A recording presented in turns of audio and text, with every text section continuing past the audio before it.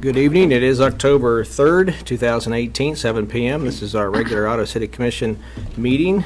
Let's start with the roll call, please. Mayor Skidmore, Present. Commissioner Jorgensen, Present. Commissioner Wygant, Present. Commissioner Kaler, Present. Commissioner Crowley. Present.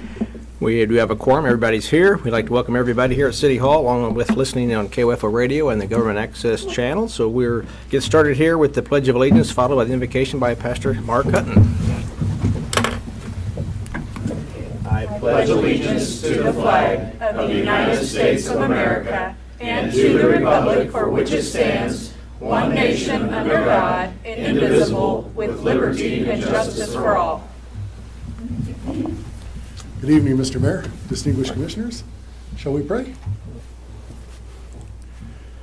Gracious and loving God, as we come to you this evening, we give you thanks for your presence with us. We give you thanks that you were present in this room even before we came in. We give you thanks that you are present with us even when we are not aware. And God, as our distinguished leaders consider the matters before them, I ask that you grant them wisdom. Grant them ears to listen and hearts to receive.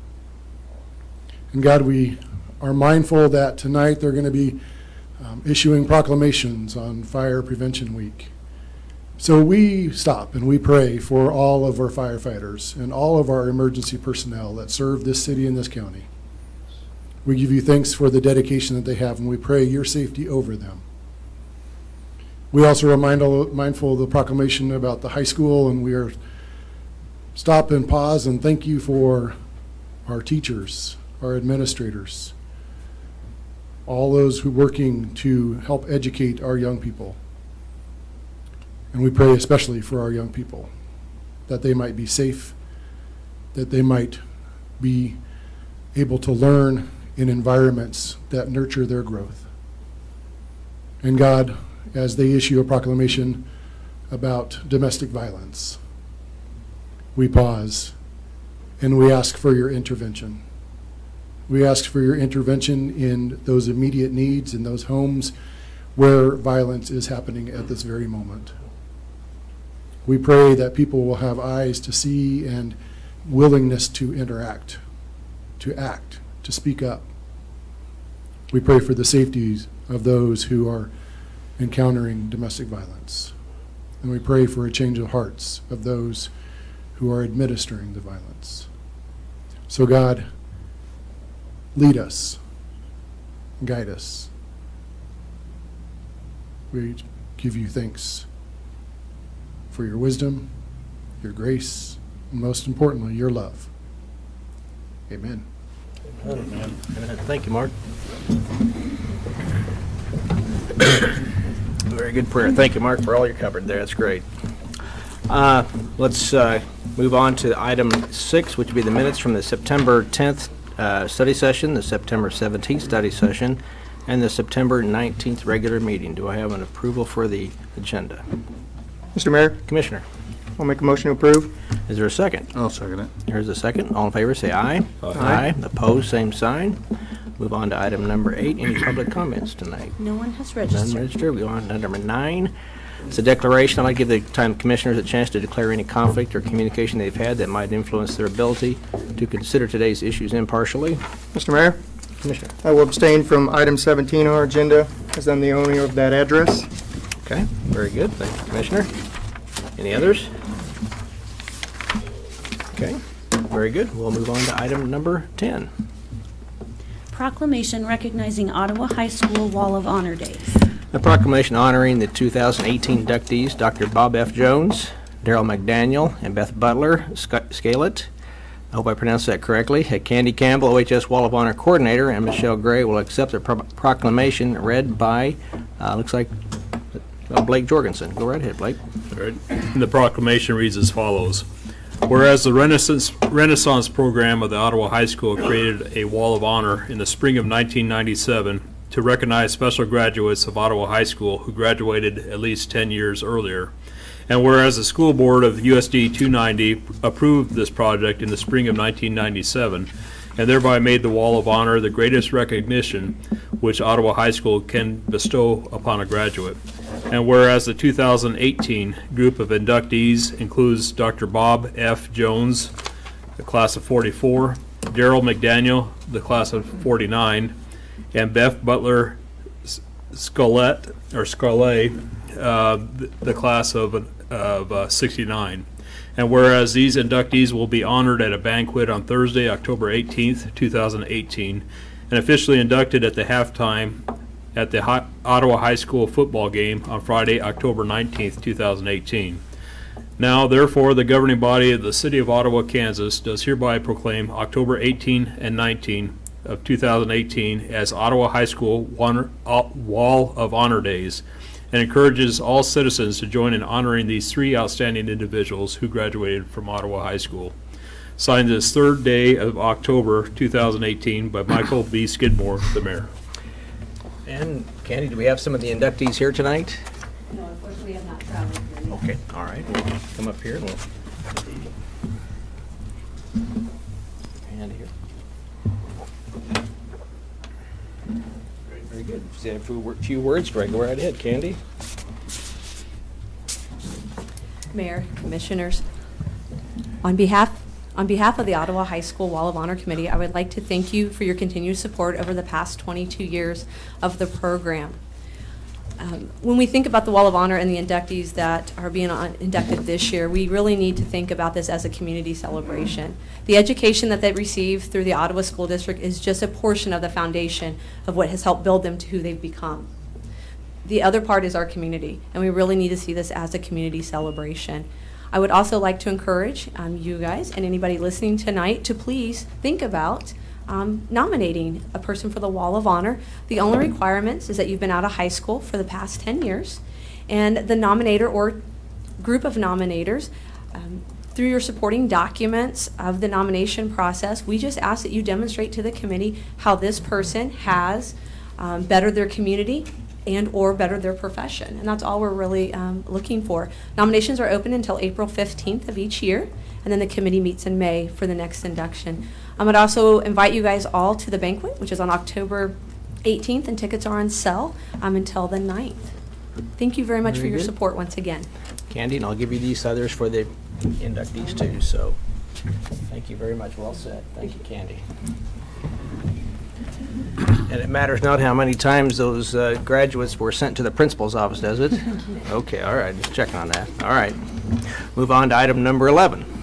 Proclamation recognizing October as Domestic Violence Awareness Month. Domestic Violence Awareness Month focuses attention on victims of domestic violence and their children and promotes the support of shelters and community programs that serve them. Cassie Myers, the Franklin County Program Coordinator with Willow Domestic Violence Center, will accept the proclamation. That will be read by Commissioner Wygant. Whereas family and relationships are often counted among life's greatest blessings, and tragically, many Kansans' relationships are tarnished by violence and fear. And whereas domestic violence includes verbal, emotional, economic, sexual, and physical abuse, and all forms of abuse can carry long-range physical and mental health implications. And whereas the effects of domestic violence reach far beyond its victims and perpetrators, causing disruption in our schools, places of work and worship, and neighborhoods. And whereas during October of 2018, the Franklin County Domestic Violence Unit and other concerned agencies and groups in Franklin County sponsor and promote Domestic Violence Awareness Month to focus community-wide attention on abused women and their children, and to promote supportive shelters and community programs that serve them. Now, therefore, the governing body of the City of Ottawa, Kansas, does hereby proclaim October 2018 as Domestic Violence Awareness Month, and urges all its citizens to speak out against sexual and domestic violence, to provide support for survivors of this heinous crime, to encourage community leaders to hold offenders accountable, and to make prevention efforts a priority by hosting events, by creating policies at school and work, and by supporting and participating in ongoing programs designed to reduce and eventually eliminate domestic violence as a societal problem. Signed this third day of October 2018, Michael B. Skidmore, Mayor. And Cassie, you want to come forward?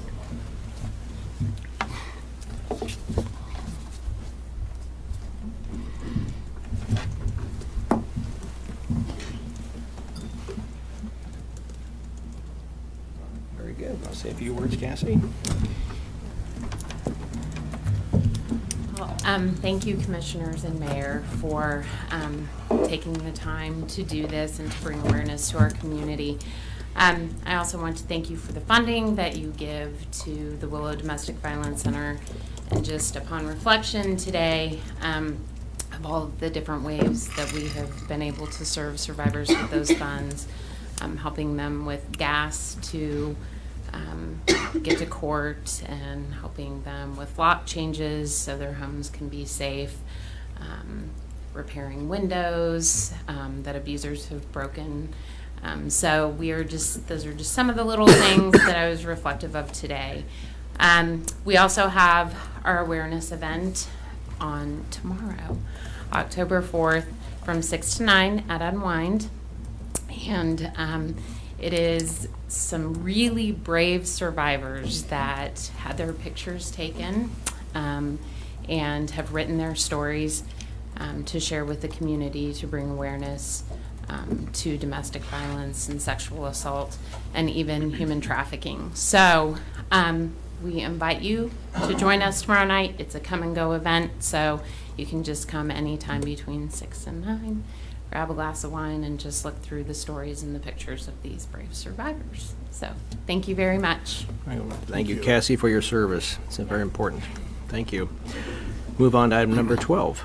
Proclamation recognizing October 7th through 13th, 2018 as Fire Prevention Week. Since 1922, fire departments have actively supported Fire Prevention Week, making it the longest-running public health and safety observance on record. This year's campaign focus is listen, look, and learn. Be aware fire can happen anywhere. Fire Chief Tim Mathias will accept the proclamation read by Commissioner Crowley. And the proclamation reads as follows. Whereas the City of Ottawa, Kansas is committed to ensuring the safety and security of all those living in the visiting Ottawa, and whereas fire is a serious public safety concern both locally and nationally, and homes are the locations where people are the greatest risk from fire, and whereas home fires killed 2,735 people in the United States in 2016, according to the National Fire Protection Association, and fire departments in the United States responded to 352,000 home fires. And whereas the fire death rate per 1,000 home fires reported to the U.S. fire departments was 10% higher in 2016 than in 1980. And whereas Ottawa's residents should identify places in their homes where fires can start and eliminate those hazards. And whereas Ottawa residents should install smoke alarms in every sleeping room, outside each separate sleeping area, and on every level of the home, as working smoke alarms cut the risk of dying in half. And whereas Ottawa's residents should listen for the sound of the smoke alarm, and when it sounds, respond by going outside immediately to the designated meeting place. Whereas Ottawa's residents who have planned and practiced a home fire escape plan are more prepared and will therefore be more likely to survive a fire.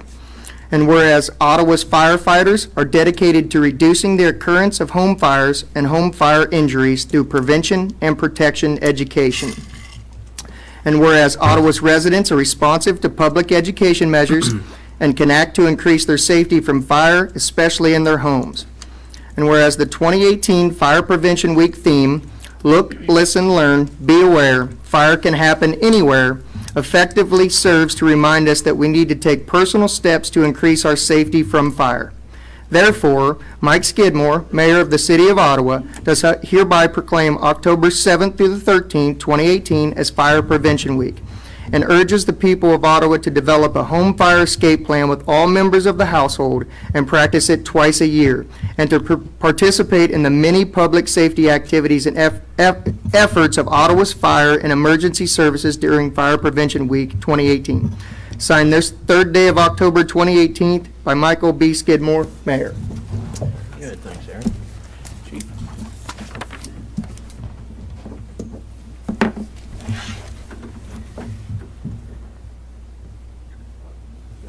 Say a few words, Tim. Go right ahead.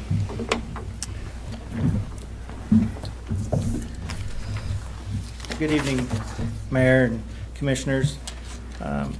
As Commissioner Crowley stated, October 7th through the 13th is National Fire Prevention Week, and it's only 1 week.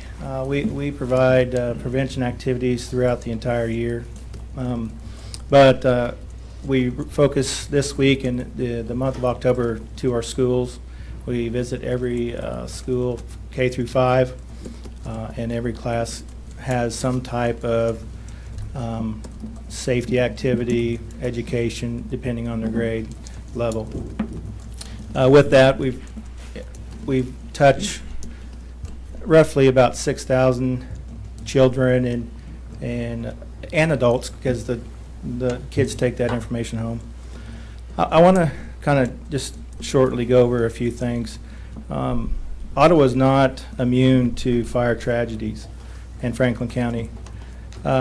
Within my time, my 28 years in the fire service here, we've had over 10 fire fatalities, and 2 of them I recall ended with 9 fatalities out of 2 fires.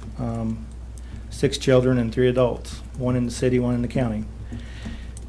And those affect the fire department, the families, the friends, the communities of where those fires took place, and will forever.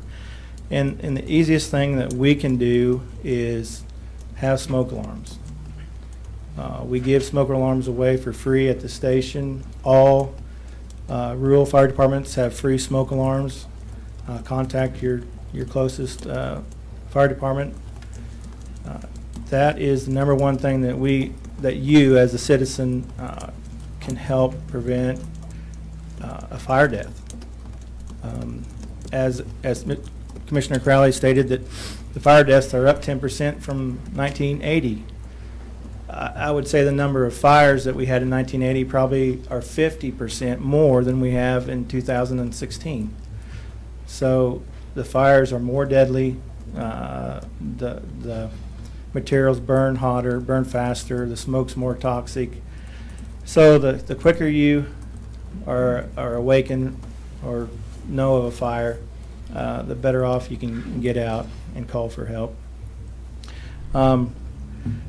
In the prevention field, we have a tremendous staff at the station. Also, we lean very heavily on our community development folks, Jim Sherman, Kurt Altig, and Wendy Lee, and all their staff upstairs too. We couldn't do what we do without them. We go downtown a lot. We have 620 business inspections we do in a year's time, and there are times when we are approached by business people and they don't want us to be there. They're upset we're there, and we try to explain to them that we're not there just for them. We're there for their neighboring business, for the business at the end of the other block, and we're also there for our firefighters. If we don't go into a building for years, we have no clue what's in there, what's waiting for us on the other side of the door. So we're not there to harass the public. We're not there to cause issues. We're there to make Ottawa safer, and with a combined effort, we can do that. Today was a perfect storm. Hot temperatures and a lot of wind, 40 plus mile an hour. And that we were lucky today, and every day that's like that we don't have a fire, because once it starts, it's hard to stop and contain. And I talked to Richard Neinstetter, city manager, a little bit earlier, and I wanted him to put a little light on how a fire impacts a community.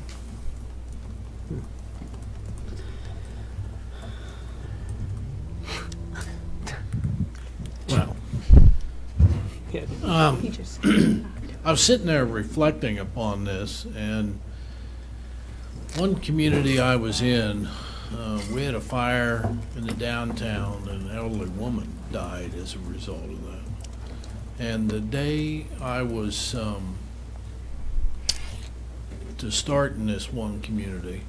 There was a fire at a house where a young girl, I think she was about 20, was killed. And it wasn't from the fire, it was from the smoke. And if she had just dropped down and crawled out. But I remember my fire chief was the person that picked up that young body and carried that body out. And I stay in touch with him. He's since retired. And every time we get together, he talks about those two fires. And that has been almost over 30 years.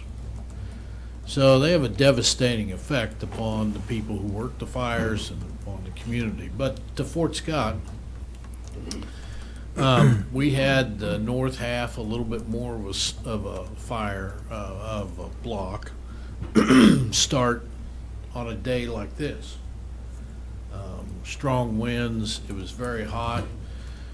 I think eventually it was found to be wiring, or the state fire marshal thought it was wiring, but they were over 100-year-old buildings, if you can imagine that. 100-year-old buildings. And in that fire, we lost the oldest building still standing in that downtown from 1863. Now, that's a piece of history you can't replace. But it's not about the buildings, it's about the people and the community. We took out about a half, 3/4 of the block. The first kind of command post for those of us on the administrative side that weren't out there with the fire department was right across the street, and the chief came by and quickly moved people out of there. But here's what's important to understand about what we do. And I want to tell you that you can't make, it is virtually impossible to make a building, especially if you're retrofitting, fire-proof. Fires happen. They happen for a lot of reasons. And this goes to the heart of fire codes, and this goes to the heart of building codes. And what we do here, that you oftentimes, some of you work in the trade, so some of you also grumble about it, but you hear from other contractors who grumble about it. But what we do is try to protect lives in the long run. There are a lot of things that we don't, that maybe we don't have to enforce, but what I will tell you is that what we are working for is to try and prevent the chance of a fire. We're trying to make sure that the work's done right, that when you wire your home, that we're there to take a look at it, that we're trying to work for the safety of the community and the protection of property. That fire left a big hole in Fort Scott. It took history out. It took 3/4 of a block out that had been income producing to the owners. We had to go through a state-approved cleanup, and you had to treat it like it was asbestos. Everything was asbestos. And that cost money. Even though we got a state grant to help, it didn't cover 100%. There had been issues with the water. So this water line, which is going in and inconveniencing people in the downtown, is critically important, because that not only upgrades the delivery of water to the buildings, but that also upgrades and helps ensure that we have a proper water supply when and if we need it in the downtown area. So all those things go into it, and you know all too well from having major fires in this community over the years that there's always a cost to the community. Human life, property, income, and history. So I appreciate what Tim and his department are doing. I appreciate what Wendy and her department are doing. Thank you very much. Tim, good job. Well said, Hey, Richard. that says it about as good as anybody could say it, but I really do appreciate giving us this. You bet, Chief. I might just ask you a question. Oh, I got it. Oh, you got it. Okay, all right. Now you're ready. Okay, now I'm now ready. get your position there. Okay. You mentioned earlier about having a place to meet. Yes. Could you explain why that's important and some suggestions on good places for people to meet in case people are watching or listening to this? Yes. We really strongly encourage people to have a place to meet outside their home. Typically, it's a flagpole, it's a tree in the yard or the neighbor's porch. We don't want it to be a fire hydrant because that's where we'll be eventually. But we want to make sure that everybody is out of the home. And if not, somebody there at their meeting place can tell us, A, if there's somebody inside, and B, where would they likely be. If we have a fire, and somebody's inside, we typically don't go through the front door and go that way. We go around to the bedroom, break a window. The fastest, shortest way possible to effect a rescue is what we do. So it's very important. If you get out, stay out. When I was first a young firefighter, a young boy, I wish I would have gotten his name, I told him we would go anywhere to get him out of a home. And he said, "Would you go to the zoo to get me out?" And I said, "Yes, we would. If we had to, we would go." So, we'll do our best to do our job. So, Great. thank you for everything. Cool. Well, thank you, Tim, and for the rest of your department. Thank you for all your service. We'll move on to item number 13. Request for approval of Ottawa Municipal Airport Master Plan. The airport master plan is required by the FAA to receive federal funds for the airport. Input was received from the Airport Advisory Board, local pilots, and various civic organizations regarding the needs of the airport for the next 10 years. Both the Planning Commission and the Airport Advisory Board have reviewed and recommend approval of this plan. And Mr. Hafley. Good evening, Mayor and Commissioners. As the Mayor said, this is a required document by the FAA in order to receive funding. If we do not keep this document updated every 10 years, the FAA will not participate in any activities out at the airport. And as some of you may know, their funding is 90% with a 10% match from us. So we get quite a bit of money from the FAA to do the projects we do out there. Some of those projects include extension of the runway, the T-hangars, taxiway lighting project. That's a project that's currently on the books and should be starting soon. So all those upgrades that we do out at the airport could not be funded without the FAA's help, without this document. This has been a long process to get to this point. We started about 2 years ago. It was, as the mayor said, we met with the Airport Advisory Board several times.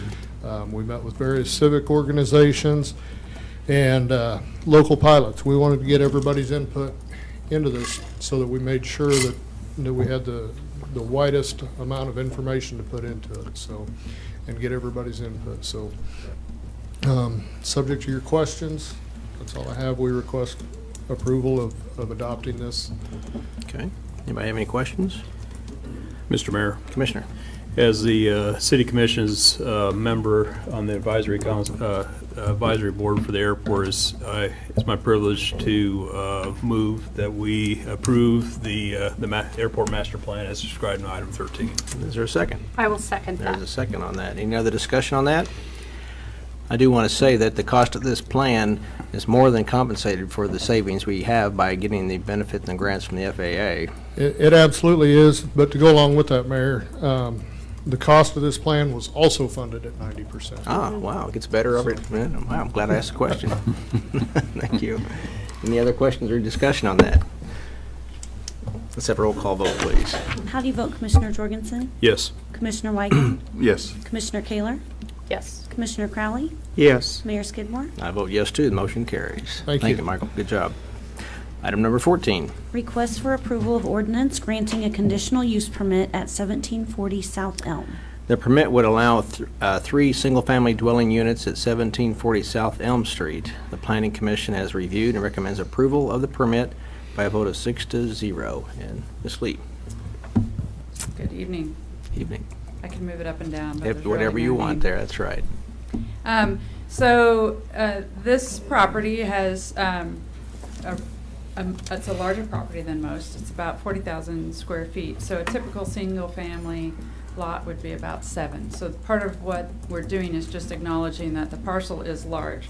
There, at one time or another, has been 2 to 3 units on there, but we don't know exactly when the third was added, and it had been abandoned for some time. So when they came in to do some work on that unit, get a permit, then we realized that they needed to go through this process. The 2 of the units are attached. So the primary house, there's 2 dwelling units in that if you were to drive by.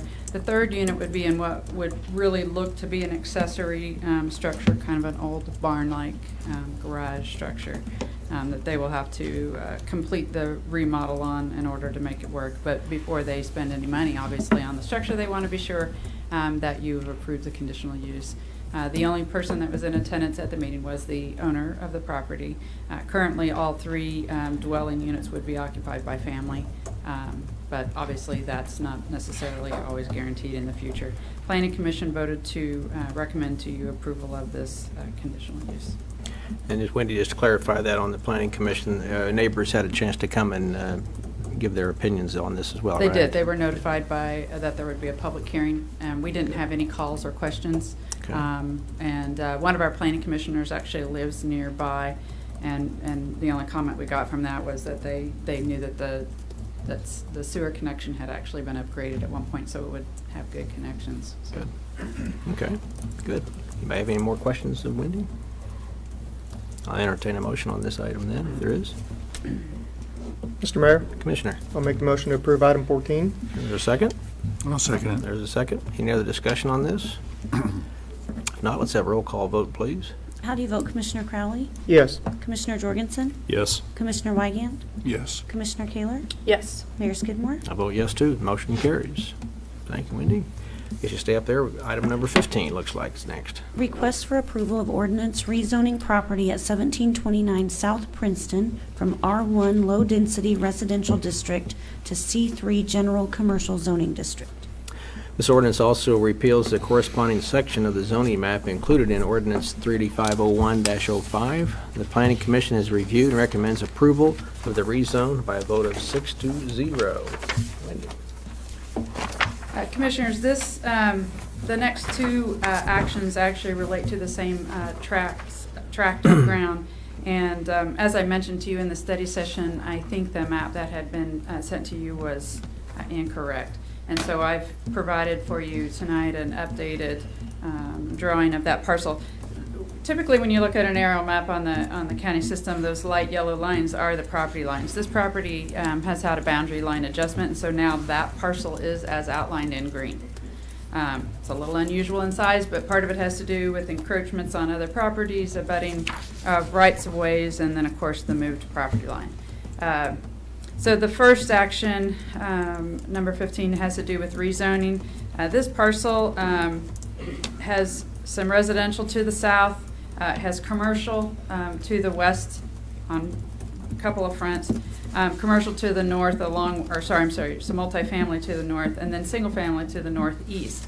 However, the land really to the north and northeast really isn't accessible because the road right-of-way is not installed. There's a major drainage channel cutting through this. The property owner was in attendance at the meeting as well as the potential buyer.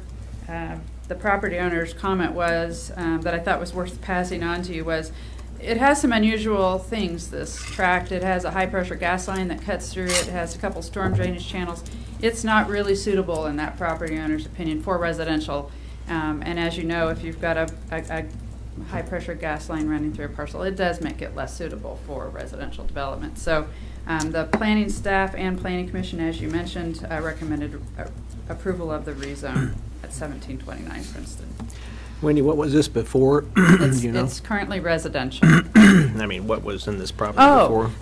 The parcel, the area behind the motel, and a little bit of it there beyond where you can kind of see those drives, there was a trailer parked Oh, there, okay. and some mobile homes, remember that. manufactured homes at one Okay. time as well. But there were actual travel trailers and things in there too. It was short-term and long-term. Okay, wasn't sure, couldn't remember. Very good. Been some time. That's been, I guess so, that's why I can't remember. Maybe. Went away All in the right. 90s. Yeah. Any other questions of Wendy? If not, entertain a motion on item number 15. We'll take these one at a time. I so move we approve that recommendation. Okay, second on this? I'll second. There's a second. Any other discussion? Go ahead and have a roll call vote, please. How do you vote, Commissioner Kaler? Yes. Commissioner Crowley? Yes. Commissioner Jorgensen? Yes. Commissioner Wygand? Yes. Mayor Skidmore? I vote yes, too. The motion carries. Glad to see we're getting our planning commission active here, huh? A lot of things going on. Item number 16. Request for approval of ordinance for granting a conditional use permit to allow storage units at 1729 South Princeton. And the permit would allow storage units in a C3 General Commercial District. The Planning Commission has reviewed and recommends approval of the permit by a vote of 6-0. Anything to add to that, Wendy? Yes, so on the same tract, they are proposing the storage units. The buyer would then subsequently have to come in and complete a site plan process where we could look at its access, all the other things we typically do, water, utilities, et cetera.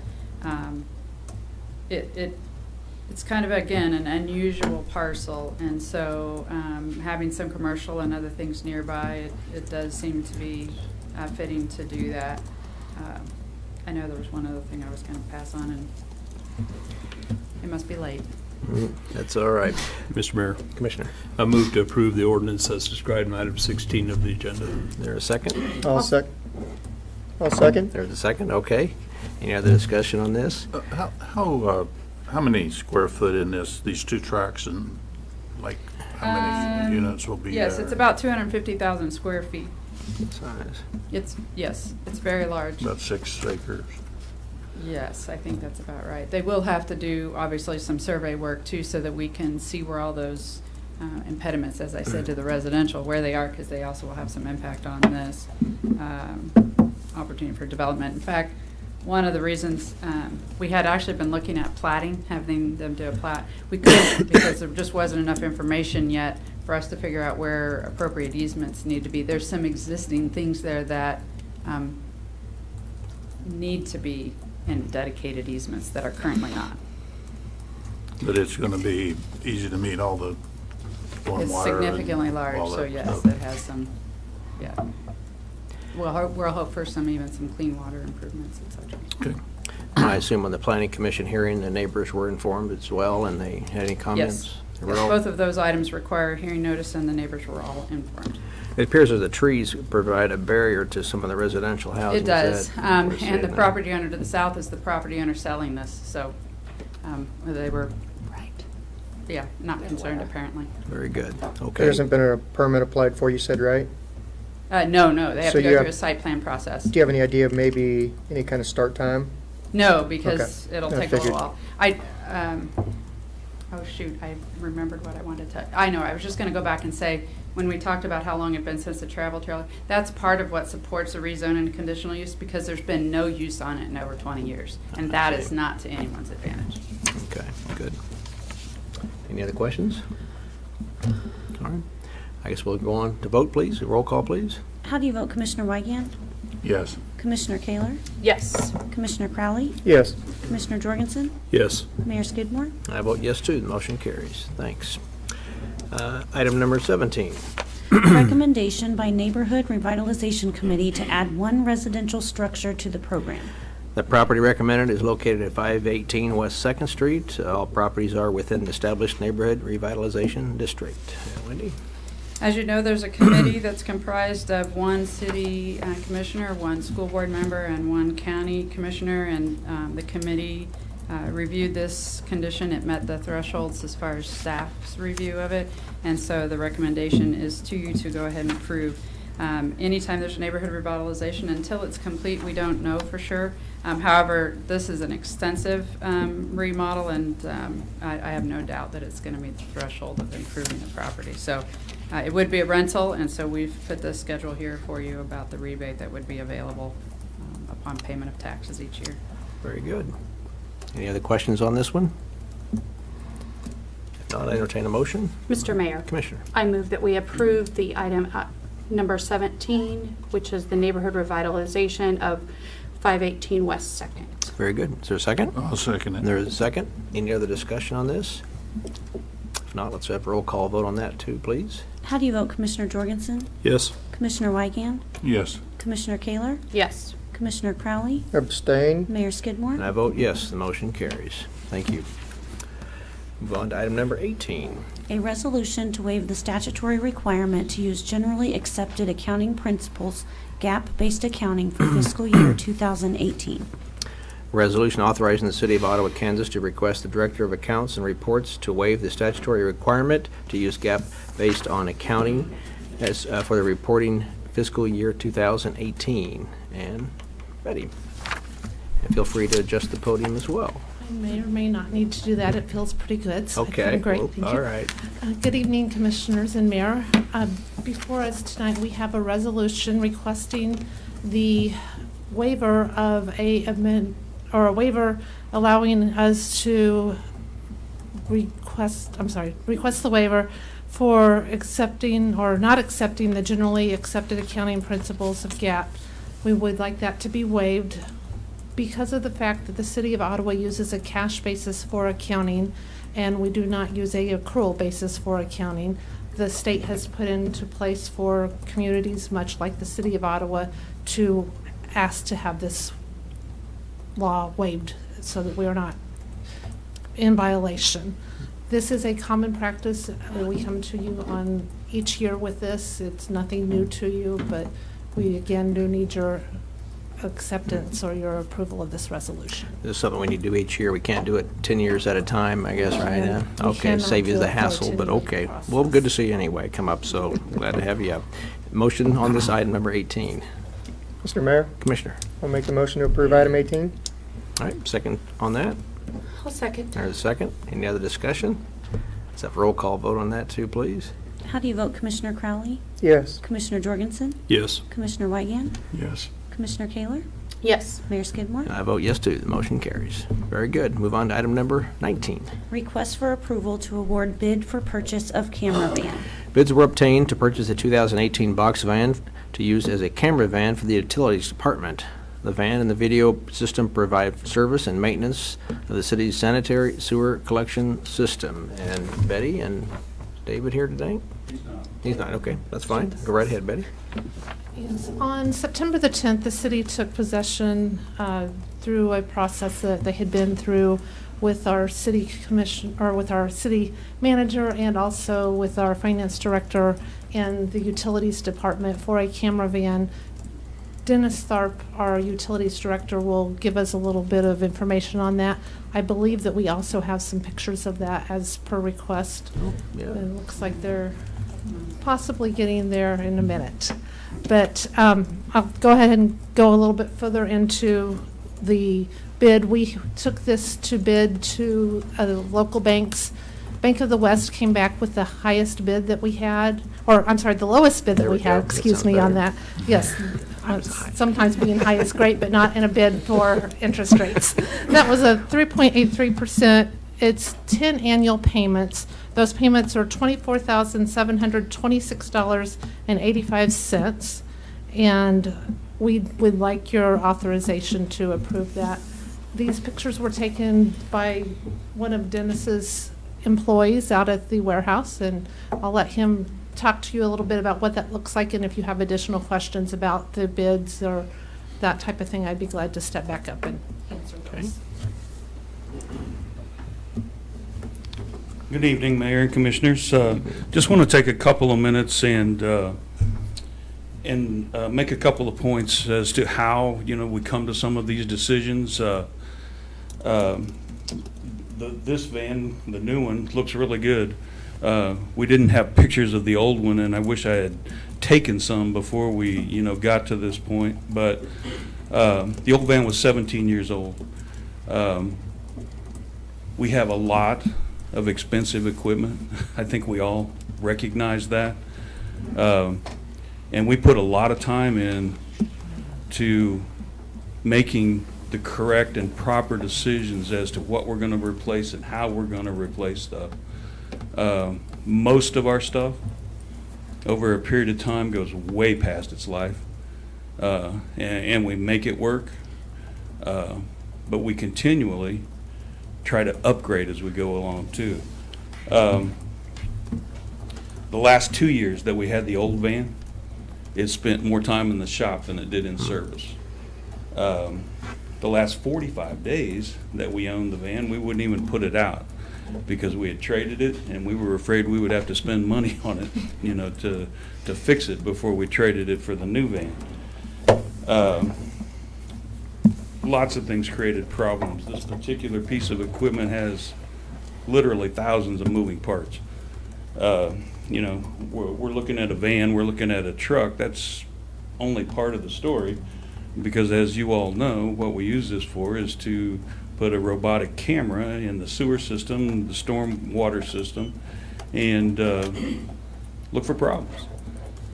So on the old one, it has its own generator. The generator became terribly unreliable. The van itself had huge mechanical issues, gremlins that we fought with all the time.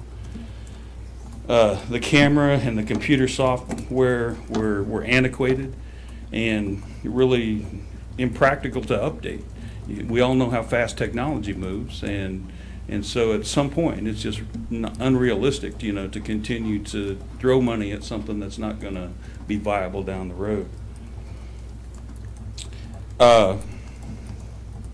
In short, the old van was done. It was just gone, and it was time to replace it. We came up with a plan to replace. This was due to be replaced back in 2016, which is a couple years out. That's pretty good for us, actually. And we came up with a plan this spring, to move forward and got it worked out.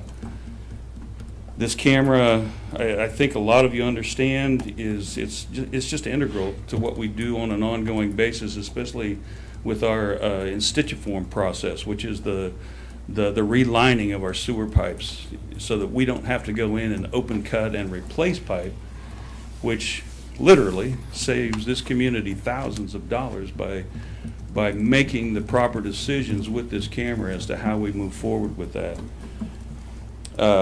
It helps us to determine where we're going to hydrojet, where our roots are the worst, where we have the most problems, and keeps us moving in a positive a positive movement forward. We're looking at the right things. We know what we're getting into before we get there, and to that end, it's really creates some safety. It enhances our ability to be safe at that point in time, quite honestly. And that's really kind of where we're at with that at this point in time. We hope we continue to move forward. Like I said, even in this process, I remember as we talked through this, there were a couple of times that we have stuff that is very important to what we do, and I'll use the VACCON that this crew has as an example. Anymore, a backhoe is not really the way that we dig. There's so much stuff in the ground that the way we dig is with a VACCON a lot of times. And so before we even got to this point, we debated which was most important and which, would have enough life, to get us where we need to get. So wanted the community to understand that. I think you all, have a pretty good understanding of how this process works, but wanted to kind of reinforce that a little bit as we went through this process. And then the last thing I would say is we talked about it a little bit. I think Commissioner Kaler had suggested that she would love to see this thing work. And so what we plan to do, if you all can put it on your calendars, is at the October 17th meeting, which will be a morning meeting, we're going to have the van sitting out front of City Hall at 9 a.m. And so as everybody comes, in for the meeting at 9:30, you'll have a chance to go through the van. We'll have it set up to where you can see it work and see what we got. Great. I will stand for any questions. Mr. Fart, I'm a little confused by this item on the agenda because the van purchase was authorized by the budget, wasn't it? And so Yes. what we're actually authorizing is the financing of Just the the van. financing, yeah. Okay, all right. That is true. Mr. Mayor, Commissioner? Yes. just for members of the public who may be watching at home, and this question from Commissioner Jorgensen, cities are not able to go out and take advantage of some conventional financing methods that the average citizen or business might be able to use. There is no way to go to Ford fleet leasing or to go to a dealership and purchase a van like this the way that a business might do. And Kansas municipalities have two ways they can enter into long-term financing arrangements. One is to issue bonds. The other is to do a lease purchase agreement. And those have to be bid and opened up to vendors to bid on them, and that's what the city has done in this case. So, as Commissioner Jorgensen said, the budget did authorize this purchase, but in order to do what a lot of businesses do or a lot of citizens do and say we're going to incur this debt over some period of time and pay it back for cash flow purposes, we do a lease purchase agreement, in this case with Bank of the West, and the city will make the lease payments for several years, and then at the end of that we'll have the option to purchase for a nominal fee, usually $1, and then owns the vehicle at that point. So just a note for anybody who might be watching about why it's being financed in this way. And Dennis, I'm guessing most of the cost of that van is on the inside, not the outside, right? Absolutely. That's what I There said. is very new and Equipment. very real technology on the inside of that van, yes. And I guess when we look at preventative maintenance versus reactive maintenance, having to dig up lines because there's been an issue with some tree roots, and if we're going to promote ourselves as a tree city, we're going to have tree roots as a caveat on this kind of thing. And we So have lots of them. lots of them, that's right. Now, again, this is just mainly sewer lines in the streets, not necessarily going up to people's residences, is that right? Not for the most part. We do can't. spend some time at connections, Okay, and this kind of technology, actually, you can look a ways up a line. And okay, if we can help a customer, absolutely, yes. There we go. We will That's good help to a hear. customer. that's great. We can't fix it for them. That's not Yeah. what we do. I think everybody understands that, but we can help if possible. That's great, good news. Mr. Mayor, go ahead. Mr. Tharp, at the study session, there was an indication by Mr. Bueller that the city has not necessarily a policy, but tries to, as good faith, every 3 years film all of the lines that we have here in the city. Is that still? I mean, that's something that. That's absolutely. The city is basically split into 3 sections. And every year, when we have a van that works like it's supposed to, we go through and look for those kinds of issues that I was talking about. That allows us to make those, we hope, correct and good decisions related to, especially in stitchiform. If we begin to see a failure someplace, we can look at one section and say, we can walk away from this for a while, but we can't this. And there again, that is probably a savings that we've never put a number to it, quite honestly, and probably should. But it's literally thousands of dollars that it saves us compared to open trench cutting and laying new pipe.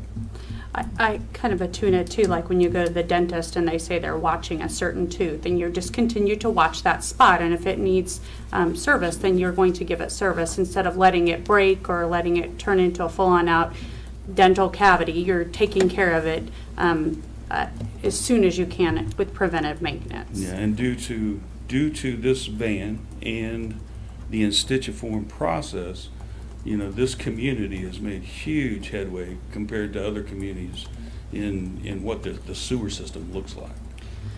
And the sanitary sewer system isn't necessarily something that the average citizen walks around and talks about every single day, but we all notice if our sanitary sewer system does not work. It's like certainly most not. utilities. Yes. Most But people it's something don't that's care until necessary. they don't work. Right, yes. So I appreciate your analogy. Commissioner, new definition for root canal, I guess, here, right? So thank you. Saying that, Yeah. I'd make a motion to approve the award, the bid for the purchase of the new camera, 2018 camera van. Very good. Is there a second on that? I'll second it. There's a second. Any other discussion on that? I had some questions, just routine. Did we buy the 17-year-old van new, and was it updated along the line, or had it been the new 2000? You know, I will find out the answer to that. I believe it was bought new, but I do not know that for sure. As far as updates, yes. The updates were done on an ongoing basis, kind of like any other computer software. The updates were done for, the first about 12 years, 12, 14 years. You get to a point on old software where that updates don't make any difference anymore because Yeah, I the got a computer technology like just that. ran way past it. So, And then, it's an enormous expense. Are there several companies that provide these? Did we have several bidders on this? yes, we did. We had three. Okay. Yeah, we had three bids, and that is the low bid. And then, if you were saying on the number of working days in a year, how many of them are in this piece of equipment in use? There's very few days that van doesn't go out. And you think about wintertime and when things freeze up and some of those kinds of things, it's actually when it's sometimes the most important. And this thing does us the most good in inclement weather and some of those kinds of times. So there's just very few days that it's not used. And then there's two that'll probably be answered the 17th, but I want to ask him, what's the smallest diameter pipe it can look up, and how far can it reach out from where it's sitting? It can look up a very small diameter pipe. It can't run up Like a small diameter pipe. About the smallest diameter pipe it can run up, this is testing me a little bit because I don't work with it all the time, but is about a 6-inch pipe, I think, is about the smallest that it can actually run up. It's got a little... But it, from that 6-inch pipe, it can look at service lines, it can look at smaller lines from there. Okay. Any other questions? Good questions there, Tom. And the distance in one sitting, I guess, was how far does it go out? Does it just go down, There or does it is crawl up the line? a total of 250 feet of cable that it'll run out, and it's effective wherever it's at because it communicates back through that cable. Very good. I think you passed the test. Okay. And if I'm wrong on any of those, I'll let you know. Thank you. That's great. And having visited a country with open sewers, I really appreciate our buried sewers, so definitely right on that. I think we're ready for a roll call vote, please. How do you vote, Commissioner Kaler? Yes. Commissioner Crowley? Yes. Commissioner Jorgensen? Yes. Commissioner Weigand? Yes. Mayor Skidmore? I vote yes, too. The motion carries. Very good. Thank you all for that work on that. Move on to item number 20. Request for approval of changes to standard details. Staff will go over proposed changes to the document which outlines the minimum requirement for sidewalks, streets, entrances, and stormwater construction. Mr. Afley. Yes, Mr. Mayor and Commissioners. The standard details that I'm asking you to approve tonight are really dealing with what the Public Works Department works with. Streets, sidewalks, cul-de-sacs, driveway entrances, and stormwater structures. The changes we're recommending have to do with the concrete mix design. We already, in the old standard details, we already mentioned the Class A air and trained by specifying KDOT Section 403. We're just telling ready mix plants where to find the mix design. We're not changing that, not really changing that mix design, other than the fact that we do not want to allow limestone rock in the mix design, because limestone, as you all know, is porous and can cause premature failure in concrete. To go along with that change, we also want to add a new section or another section out of the KDOT concrete mix designs. It's section 15-04001, and that is a mix design much like the Kansas City Metro Materials Board mix. It has a lot more hard aggregate in it, and we do get contractors from time to time from the KC Metro area that are used to using that type of mix, and it's a good mix. There's nothing wrong with it. So if they want to use that, we don't see any issues with that.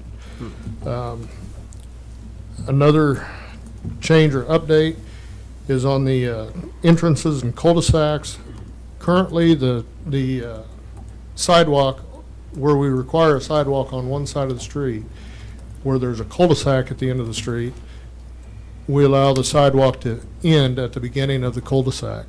We now want to take that we now want to take that sidewalk all the way around the cul-de-sac and terminate it at the end of the cul-de-sac.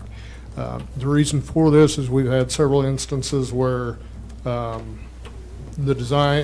placement of the cul-de-sac and the placement of the houses on the cul-de-sac have made it very difficult to terminate that sidewalk at the beginning because they wanted to put the driveway right there at the beginning of the cul-de-sac. So it makes sense to have that change. And the last change that we're requesting is currently we require mortarless bricks for the ADA warning pads, and there's now a wide use of composite ADA detectable warning pads. They're easier to put in, they're easier to replace, and there's not, when you figure time, labor, and all that, there's not that much difference in the cost. Very good. Anybody have any questions on this? I've got a couple. What is the difference in the cost of the mixes between the non-limestone and what you're requiring? Do you know? Minimal. There's pretty much the same. Pretty much the same. Is the non-limestone mix less likely to deteriorate if salt is used for de-icing? Yeah. If what now? If you use the salt for de-icing the sidewalk, is it less likely to deteriorate that way because of the other? Yes, it is less likely. There's still the cement mix, or the amount of cement in with the exception of the KCMMB mix. The cement content in the Class A and trained is the same. So you still get the 4,000 pound compressive strength, and the KCMMB mix is still a 4,000 pound compressive strength concrete mix. So, but you don't get the moisture penetration. But you don't get the moisture back into it. And so it lasts longer is the whole idea, right? That's the theory behind it. Yes. Good. Okay. Any other questions? Thank you. If not, I'll entertain a motion on item number 20. Mr. Mayor. Commissioner. I move that we approve item 20 as listed in the agenda. Second? I'll second. All right, second. Any other discussion? Let's have a roll call vote, please. How do you vote, Commissioner Wygant? Yes. Commissioner Kaler? Yes. Commissioner Crowley? Yes. Commissioner Jorgensen? Yes. Mayor Skidmore? I vote yes too. The motion carries. So Thank you, Michael. Item number 21. Request for approval of resolution to adopt Development Procedure Policy Manual. This manual clarifies and condenses the current policies and requirements of development within the city. The Development Review Committee has reviewed and recommends approval of the manual. And Wendy. Good evening again.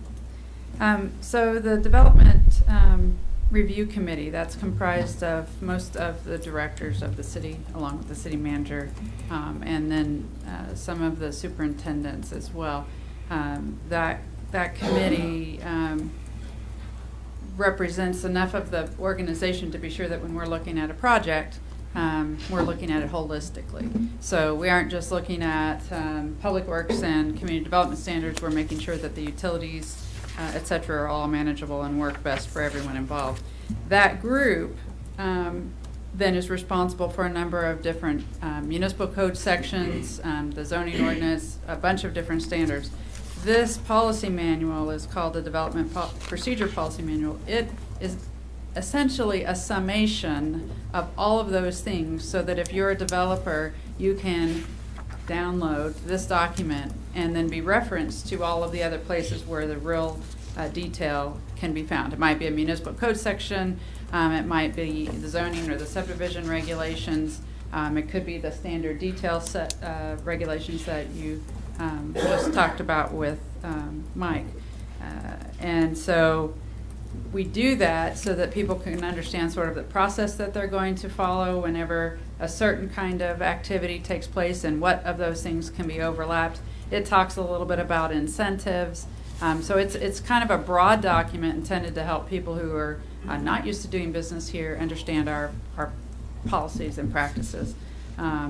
This manual was reviewed, we began reviewing it about 1.5 years ago, and then we put it kind of on the shelf at the time because we were waiting to see what would happen with the stormwater regulations. And once those were completed and adopted by this body, then we were prepared to bring in the standard details and this policy manual.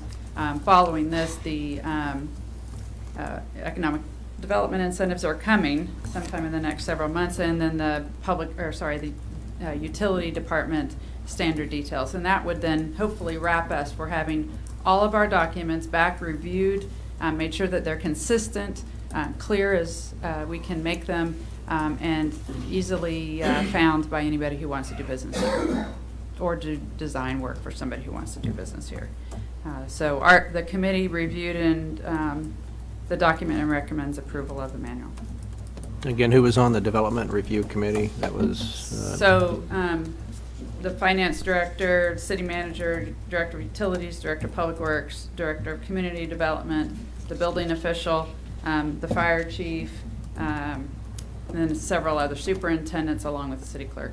Very good. Very good. Any questions on this item?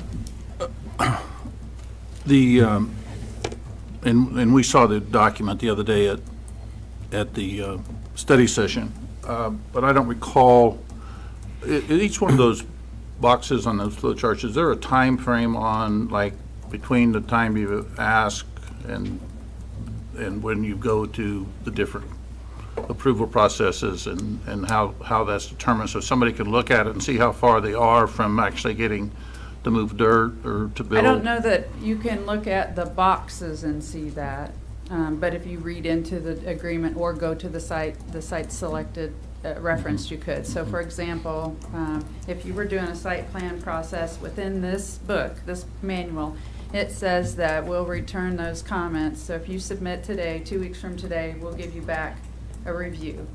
Then you have to make your changes and submit it back to us. The reason we can't say that 60 days from now you can be in front of any governing body is because sometimes your resubmittal might take a day, and then I've had projects that have waited 3-4 months before resubmitting.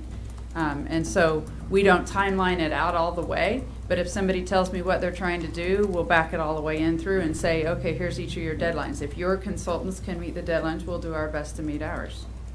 Okay. We can predict ours better than we can predict theirs. Do we know that we are not placing more burden on a developer than other cities around us, the Baldwins, the Gardners? Every time we've done the challenge of money or time, we beat them as far as cost. Time and money and requirements? Because generally speaking, once you hit Douglas County or Johnson County, the length of time it takes to go through each stage is quite a bit longer than us. And because we do kind of a simultaneous review with all of us, some of those jurisdictions do it one by one. Mm-hmm. But they also have reviews that are, they may be with one particular department for 30 or 60 days. And then there was just one other comment. You've done it in on some other things, like different in zoning. When we updated some manuals, we'd see the marked up copy, and we'd approve those changes and be able to compare them to the other previous document. Mm-hmm. We didn't get to see that here, and I think that would have been important to know what we're adding, subtracting, smoothing, we have a complicating, marked and those up kind of things. version, and we looked at it. That. So I appreciate that. We probably should have, if you'd have asked me Monday, I would have brought you one tonight. Okay. But we did keep a marked up version. Part of what really changed was because we added so much language with the stormwater. It was completely new, and we relocated, particularly in some of the utility sections, as I recall, we relocated sections to try and make it more readable. But we do have a version. We do keep every time we do a document a markup version. But we just kept looking at it, and then at one point went, all right, we just need to give you a clean version. So. Well, I do believe it's a really valuable and important document to have so that you know it's in writing, you got it, you know the process, and you can, it's just really important. That's all I have to say. And just, we really try not to create new law here. I want to make sure we're all clear. This is just reflecting what's found in a lot of other documents so that it's more concise. Very good. Well said. Any other questions? I entertain a motion, item number 21. I will move that we approve the, approve the resolution to adopt the Development Procedure Policy Manual. Okay, is there a second? I'll second. There's a second. Any other discussion on this? Let's have a roll call vote then, please. How do you vote, Commissioner Jorgensen? Yes. Commissioner Weigand? Yes. Commissioner Kaler? Yes. Commissioner Crowley? Yes. Mayor Skidmore? I'll vote yes too, that motion carries. Thank you, Wendy. Item number 22. Request for approval of ordinance for adoption of impact fee policy. The city has used impact fees for many years, but has not had a policy determining how they are established, amended, or removed. This policy declares the governing body's position on impact fees and enables proactive responses to property owners or developers. Wendy. I think actually City Attorney Oh. Finch is going to cover it. He Council. wasn't here Monday, so we'll hope we say the same thing. Right. I think we probably will. Commissioners, there's really two ways that you can assess the cost of improvements across an area geographically. One of those is to use a benefit district or what's called a special benefit district. Think about the coves when we talk about a special benefit district, and so the result is a special assessment, which basically goes against the taxes on the property and is to be charged and made in routine payments in a period between 10 and 20 years. Then there's impact fees, and impact fees are not a creature of statute. Cities have, through the years, developed impact fees on their own under their constitutional home rule authority, and this is a little more of an informal way to make an assessment against a geographical district to add an improvement. And we have several of them around the community. The one that you've touched on most recently is Lakeside out on 17th Street, in which we sold off a number of lots and said, hey, if you were willing to buy this lot and make a housing start within the next 12 months, we will waive part of the impact fee. So this ordinance is an attempt to clarify and kind of harmonize the different ways impact fees have been done throughout the city over the years and give us a consistent standard going forward and specify how we will in the future waive those if they're to be waived or modify them if they're to be modified and charge interest on those if they're unpaid. We have certain areas where the impact fees have been allowed to languish for over a decade without any progress being made on those payments. Sometimes that's what you want. Sometimes you've put utilities in the ground in the hopes that an area will develop in the future and you're just waiting for that development to happen. But sometimes those things go on and they become an impediment to development in and of themselves, and you want to have some flexibility. So this ordinance is an attempt to give you kind of a set standard and then some flexibility in the future so you can use these impact fees in the way that the governing body deems most appropriate. I'll stand for any questions. We got several areas in the city that Oh, yes. are in the impact fee areas. Yes. And how are we going to do that? By the square foot, by the acreage? So the ordinance allows you to do it in any way that we would do a benefit district, which currently benefit districts are usually done by either front foot, the number of feet on the improvement, think about a road, how many feet border the street, or a square footage basis. If there's one user that would benefit greatly and they have a larger square footage, you can do it by that. There are impact fees around the state that are actually done on the developable square foot.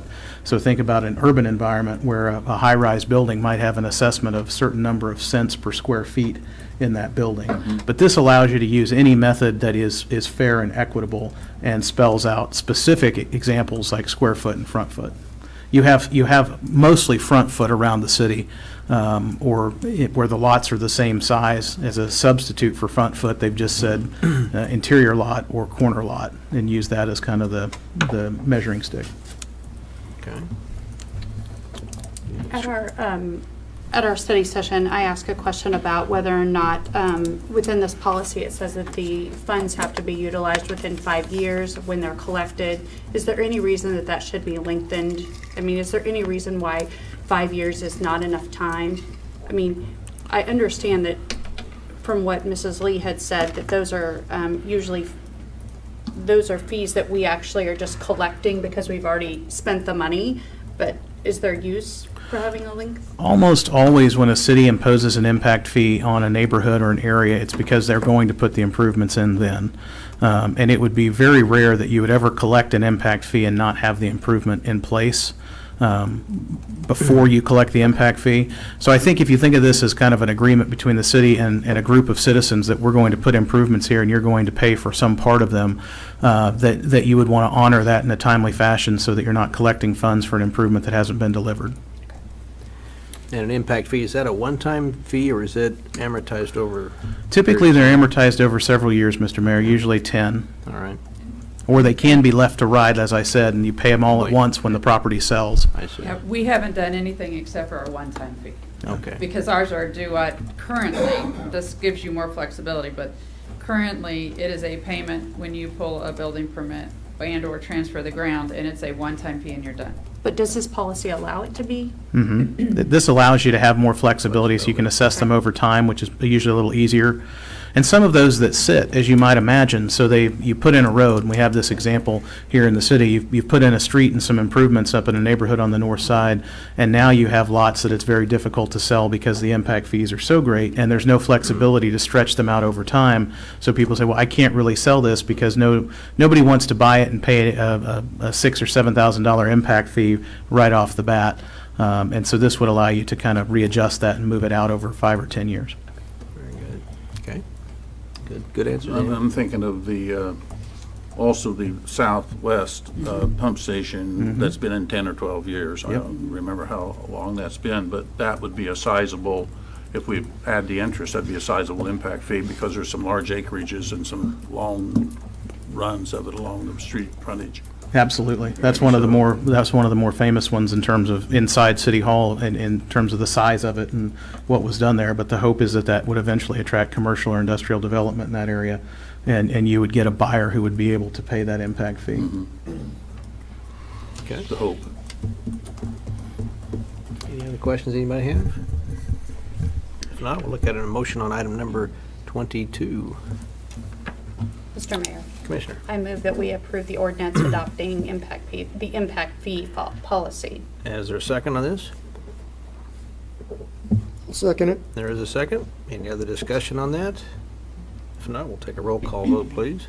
How do you vote, Commissioner Crowley? Yes. Commissioner Jorgensen? Yes. Commissioner Wygant? Yes. Commissioner Kaler? Yes. Mayor Skidmore? I vote yes, too. That motion carries. Thanks for all your work on that, everybody. Item number 23. Request for approval of ordinance to rezone property at 830 East 9th Street. The owner requests the property be rezoned from R1 Low Density Residential District to R-1 HO-O Low Density Residential with Housing Opportunity Overlay District. And Wendy. And the last item on the The last agenda of thing. action, and in case. Right. I wanted to at least do a little bit of a visual for you because we had quite a good conversation about this on Monday as well. The property is over on the southeast part of the community. Here's it a little closer. It looks like it has been 2 parcels, but it is all owned by one property owner. So currently there are 2 residential structures on it. And as we told you, the current owner has acquired the property to develop it with residential development and had begun that process when we started having a long conversation about stormwater as an organization and then had an opportunity to discuss it with him. And so one of the things we made him aware of is that we had a HOO, we call it, overlay district, that allows for a little bit more density in residential. So here is the drawing that is currently the preliminary plat, and the overlay district allows that greater density for a couple of reasons.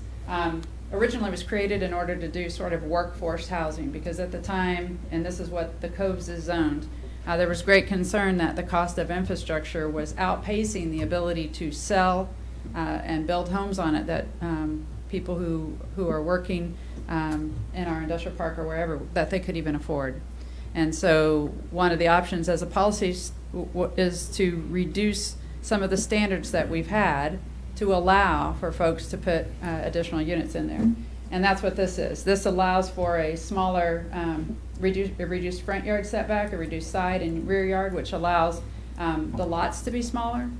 That then means that you can, and they achieved a couple lots. It's not a great deal on a parcel this size, but if you were to spread it out on a lot of acreage, it could really, really change the number of units. Somebody could still combine 2 lots, and you may not end up with additional houses, but this gives them the opportunity to spread the infrastructure cost over more units, making it more affordable overall. In this case, the reason that was done really has to do with the floodplain. So I wanted to show you, and because we discussed it, how much floodplain there is over here on the east part of the community, and that while, as we said to you, the floodplain itself would likely not be changed by that 1 foot if that entire tract was filled, okay? It's such a big floodplain, it might not make a difference for the federal regulations, but it might make significant difference to the property owners nearby, because that water may not raise this water a foot, but even 6 inches to a neighboring property may end up with flooding that could occur there. And so that was really one of the things that motivate us on the stormwater regulations that you most recently passed, but we wanted to at least show you visually why that is, because this is one of the furthest parts of the community inward that Rock Creek floods. So the new platting that we showed you the other day shows that almost half of this tract would remain open and vacant. This design wouldn't meet the regulations we just passed. This project was well on its way, but it still avoided additional fill in the area by allowing the possibility of a higher density. And so we would, and the Planning Commission does, recommend to you to rezone this property. When the neighbors came to the rezone hearing, their real concern was just flooding. They had some concern about the number of units and whether the roads could take that, and whether they should be obligated to put sidewalks a block or 2 away. And that's not an obligation of any developer. They're obligated to improve the property that they own. Our current standards do not require abutting infrastructure unless you are, if you were gonna make a system not work, so electrical, water, sewer, then you might have to do an upgrade. But you're not required to improve other people's property, or they benefit from your development, unless they're directly abutting. And since the discussion we had on Monday was 10th Street, there was a question about that because that's a chip seal street. This development is not using 10th Street for access. It is using Cherry Street, and then the street that would be proposed would come from 9th, which is a collector street. So. Wendy, you indicated that it's a higher density, and I can't read the dimensions on these lots. What is a typical lot? Well, a typical lot requires a 50-foot frontage and then a 75 on the corner. And what or is 70. This? I think they're 45 or 42. It's not a great big difference if you were driving by, but it is. And the depth is? I think the rear yard goes from a 25 to a 20. I didn't bring the plat back down. How deep is it? Oh, well, it doesn't specify how deep it has to be. It just says that the front and rear can be reduced. Okay. So instead of a 25 and a 25, I think it's 20 and 20 or 20 and 15. Okay. So it would be a reduction of about 10 feet. Okay, from front to back. We don't have a minimum. I mean, these lots. On this drawing. Oh, what is it? Yeah. Okay, I thought you were asking me what the overlay says. Yeah. I think 110, 120. Okay. All right. But from the study session, it says 100 feet. But Okay, then- I didn't bring down a plat. Okay. So that's probably right. They're roughly going to be about 4,500 square feet or 4,000. They can be as low as, yes, they can be down to at least 4,200, I believe. 4,200. So they okay. probably are about 4,500. Okay. Because they're above our very lowest minimum. Okay. And that, again, depends on if they sell them as a lot by lot. As I pointed out on Monday, you could sell, or at least with the Planning Commission, someone could buy lot 1 and half of lot 3 or half of lot 2, however they are, if they're adjacent numbering. Because you're not required to have a lot number be your property line, a lot line be your property line. So when you the water issue there, will that be a pass-through, or will it be a kind of a detention pond with a slow release? You Oh, know? no, that is they flood. We So will there'd be encourage them to do, it will nothing, it will just let just it- store. It will flood, I mean, it will flow away from them, Okay, and then it will back up when Rock Creek floods. okay. So it's not their water, it's the entire system on the east side backing up onto this track. Okay, I got you. But as we talked Monday, we are adding a quicker runoff due to the concrete and the roofs and everything. And I assume this has been all engineered and it's Yes. past all that. And the water flows from the north to the southeast, and Yes. does it? It flows Downhill. east, and it happens to be down to the corner of 10th and Borough. And is it, does it go over the street there, or is there enough channel to get it under the street? No, the development itself, Or is it the street flood? there's a in the channel all floodplain? along here. You can see where the lines are all closer together. There's a channel there that serves everything to its west. Okay. And so this runoff will go into that and be long gone before the water comes back in and floods up. So it's a The back- water that stores and backflow. backs up could be coming from 23rd Street. I see, okay. I mean, it could be coming anywhere south of there. In fact, it could be coming from outside the city, FYI. It might not have anything to do with any development in here. So no matter how big we made the culvert under 10th Street, it's not gonna make any difference. Nope. Water's gonna back up to that, okay. Nope, and that's one of the things we're trying to do is the more natural the system, the more chance some of that will have an opportunity to actually drain, or we're gonna, have wildflowers on it, do other things to help it be as much that can flow into the ground and not away. But if the runoff from these individual units is not gonna cause a problem. It's really good to have this infill, but it also, are all water lines, sewer lines, everything is not gonna have to be expanded, or, But they'll have to install them, just like every other but development it there won't is. impact downstream or upstream from the supply of water and No, all sir. that stuff? Okay. Yeah, it's just like any other infill residential development, whether it's Westwood or here. They're required to install the infrastructure within the subdivision and upgrade if necessary. In this case, once they get to that point, which doesn't have to do with the rezone, but it's always a factor we look at, they're gonna have to relocate an electric line and pay for that, and they have to drain to our systems to our standards. And I believe the east side sewer line has been upgraded, the main line was upgraded not too far from there, so. Yeah, that's true. So those units would go into that along with every line east of Main from 1st to 27th. Great. Any other questions? So it's a cul-de-sac on that one street coming down? That would be the second phase. Second phase? Yeah, at this point, all you're doing is allowing them to go forward with this density this and finish their overlay. infrastructure design. Okay. Any other questions anybody have? Not entertain a motion on item number, what was that, 22, 23? I so move we approve the recommendation. Is there a second? Second. There's a second. Any other discussion? Then we'll do a roll call vote, please. How do you vote, Commissioner Kaler? Yes. Commissioner Crowley? Yes. Commissioner Jorgensen? Yes. Commissioner Wygant? Yes. Mayor Skidmore? And I vote yes, too. The motion carries. A lot on our agenda tonight. Thank you for everybody's participation and good questions. We'll move on to the city manager's report. I have nothing, Commissioner. Nothing. Okay, we'll go to commissioners' reports. Commissioner Crowley. I have nothing. Anything? Done at this time. Jorgensen? None this evening. No report. Nothing there? Okay. I really don't have anything either for mayor's report, but we do want to just say the announcements. We do have the LKM annual conference this weekend in Topeka. Some of us will be attending that.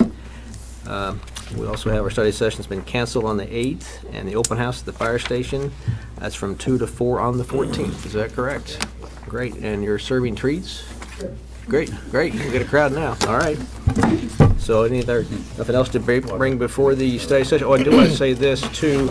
The COF wrote us a nice note. All of us at COF Training Services, Inc.